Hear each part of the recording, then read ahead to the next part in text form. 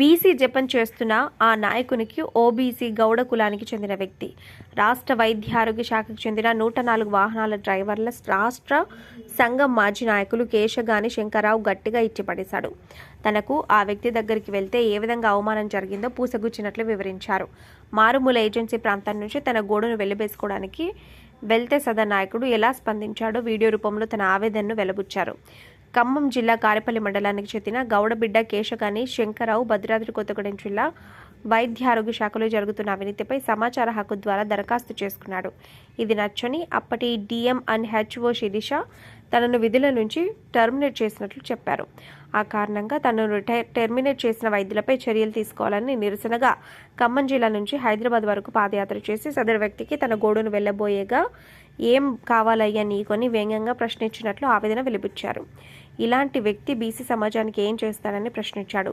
ముఖ్యమంత్రి, మంత్రులు, పోలీస్ శాఖ అని తేడా లేకుండా ఇష్టారీతిన అన్పార్లమెంటరీ లాంగ్వేజ్ వాడుతూ భయభ్రాంతులకు గురి చేస్తున్నారని చెప్పుకొచ్చారు. ఇలాంటి వ్యక్తి బీసీ వాదం నెత్తికెత్తుకోవడం తగదన్నారు. యూట్యూబ్ నర్మగర్భంగా వ్యాఖ్యలు ఎవరిపై అయి ఉంటాయని తెలంగాణ రాష్ట్ర వ్యాప్తంగా జోరుగా చర్చ జరుగుతుంది. బీసీలకి న్యాయం చేయడానికి ఆర్ కృష్ణయ్య గారు ఉన్నాడు. బీసీ జాతీయ సంఘ అధ్యక్షులు మాకు ఉన్నారు. నువ్వు బీసీ పోయి మాకు ఒరగబెట్టింది లేదు నాయన. నీ యొక్క పదవి వ్యామోహం ఇవాళ రేవంత్ రెడ్డి గారు మంత్రి పదవి ఇవ్వట్లేదని నీ యొక్క గ్లడ్జి పెట్టుకొని రేవంత్ రెడ్డి గారిని మంత్రుల్ని ఇష్టానుసారంగా దూషిస్తూ రాజీనామా చేస్తా మాట్లాడుతున్నావు. రాజీనామా చేస్తే వచ్చే నష్టం ఏం లేదా నువ్వు అనుకున్నామేమో. బీసీలకి బీసీ యుద్ధం పేరు పెట్టి ఒక జెండా పట్టుకొని బయలుదేరుతున్నావు.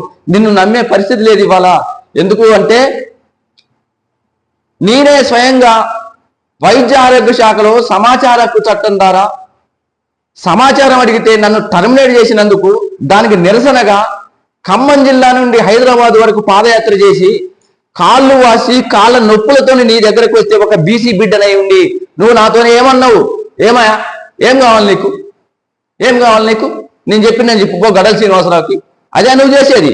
ఇవాళ బీసీల కోసం తాపత్రయపడుతున్నావంటే ఎవరు నమ్ముతారు నిన్ను?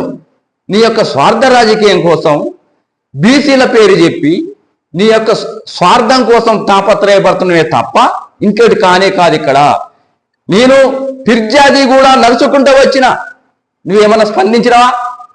ఎక్కడ స్పందించినావు? నీ దగ్గరకు వస్తే కనీసం నువ్వు స్పందించడం వైనం.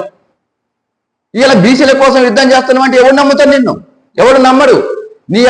నీకు మంత్రి పదవి ఇస్తే కామగూకుంటావు. నువ్వు మాట్లాడితే రేవంత్ రెడ్డి గారిని దుర్భాషలాడుతున్నావు. అది మంచి పద్ధతి కాదు. నీకు రేవంత్ రెడ్డి గారు చేయబట్టి ఇలా నువ్వు ఎమ్మెల్సీ అయినవు.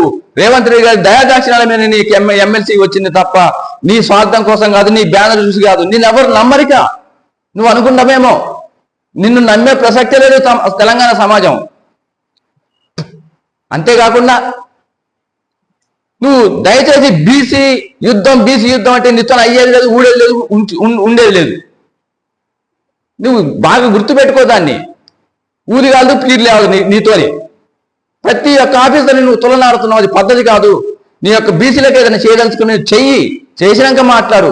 నువ్వు బీసీలో చేస్తున్నావు అనే నమ్మకం అయితే నాకు లేదు. కానీ నువ్వు ఆ విధంగా బీసీలను మభ్యపెట్టే ప్రయత్నం చేయమాకండి. దయచేసి దీన్ని అందరూ ఆలోచించండి. అందరూ బీసీ యావత్ సంఘం కూడా ఆలోచించండి. అతని వల్ల మనకు ఒరిగేది లేదు. అతని వల్ల మనకు నష్టమే తప్ప ఏం లేదు. నష్టం అంటే నా విషయంలో తెలిసింది.